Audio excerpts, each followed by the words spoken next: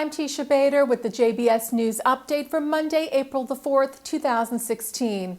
A Palestinian woman stabbed and lightly wounded an Israeli woman in the city of Rosh Ha'ain yesterday afternoon. The terrorist was said to be 23 years of age from the village of Kfar Qasim. Bystanders were able to surround the woman and a security guard subdued her. She was then arrested without injury. The 30-year-old victim suffered stab wounds to her hand and was taken to Beilinson Hospital at the Rabin Medical Center in Petah Tikva for treatment. Earlier yesterday, Israeli border police officers stopped a young Palestinian man at a hitchhiking post near the Tapuach Junction in the West Bank after he raised their suspicion.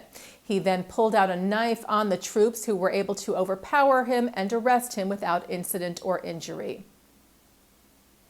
Speaker of the U.S. House of Representatives Paul Ryan is in Israel this week. He is leading a bipartisan delegation of House officials in what is Ryan's first trip abroad since becoming Speaker back in October.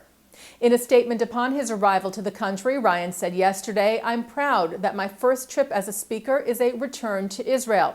At this critical moment, it is essential," he said, "that we reaffirm the historic alliance between our two nations and work together to address the mutual security threats that we face." Ryan and his group met today in Jerusalem with Israeli Prime Minister Benjamin Netanyahu, with Israeli President Reuven Rivlin, and with Speaker of the Knesset, Yuli Edelstein.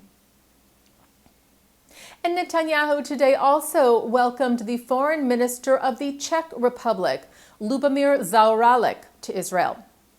Addressing the press with the Czech leader, the Prime Minister took the opportunity to respond to an interview given last week by Palestinian Authority President Mahmoud Abbas, who told the Israeli program Uvda that he is willing to meet with Netanyahu because he still believes in peace.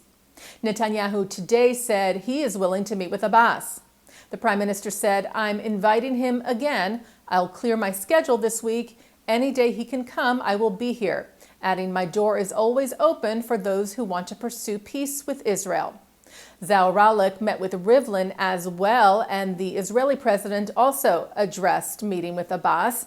He said, "We must find a way to build confidence between us. I will meet him with the understanding of the Israeli government, of course." The IDF, in a joint mission with Israel Border Police and Civil Administration, demolished the homes of 3 Palestinian terrorists who murdered Israeli Border Police woman Hadar Cohen earlier this year. If you recall, the 19-year-old Cohen was shot in a terror attack at the Damascus Gate in Jerusalem's Old City in February. The 3 terrorists, who were also armed with knives and explosives, all from the town of Kabatia in the West Bank, were shot dead at the scene. The houses of the 3 were destroyed in a measure Israel uses to discourage terror attacks. An exhibit opened today at the United Nations in New York, created by Israel's permanent mission to the UN in partnership with the organization Stand With Us. Israel Matters, however, is missing 3 panels of its total 13, which have been deemed inappropriate by the UN. They are on the subjects of Zionism, Jerusalem, and Arab Israelis. The Zionism panel calls Zionism the liberation movement of the Jewish people who sought to overcome 1,900 years of oppression and regain self-determination in their indigenous homeland. The Jerusalem panel states that the city has been the center and focus of Jewish life and religion for over 3 millennia, and that it is holy to Christians and Muslims as well.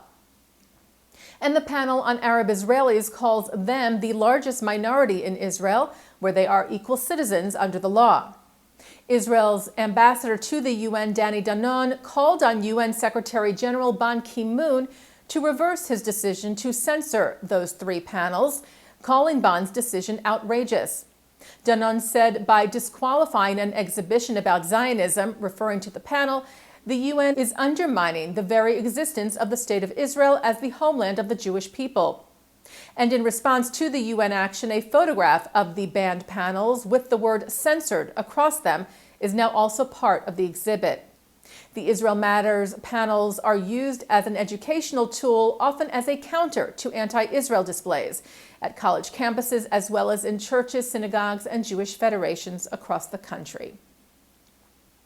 And looking now at our programming for tonight on JBS, Monday, April the 4th, we welcome in the new baseball season with some special programs beginning at 7:30 with the New York Board of Rabbis, who honor Yankees pitcher Mariano Rivera for his endeavors through the Mariano Rivera Foundation. Then at 8, Yeshiva University professor Dr. Jeffrey Gurak talks about how Jewish engagement with sports reflects Jewry's evolving status in America. That is from Fairfield University's Bennett Center for Judaic Studies. At 9 tonight, the voice of the New York Yankees, John Sterling, describes his love of sports from his childhood and the path he took to become one of the most well-known and beloved play-by-play baseball announcers in the game today. That's on L'Chaim with Mark Golub. And at 10 tonight, Jewish ball players are in the spotlight with Art Shamsky of the Cardinals and Mets, Ron Blomberg of the Yankees, and Elliot Maddox of the Yankees, Mets, and Rangers, who talk with journalist Richard Deutsch about their Jewish identity and being Jewish in the major leagues. From Temple Shalom in Greenwich, Connecticut. And that's the JBS News Update from Monday, April the 4th, 2016. I'm Teisha Bader.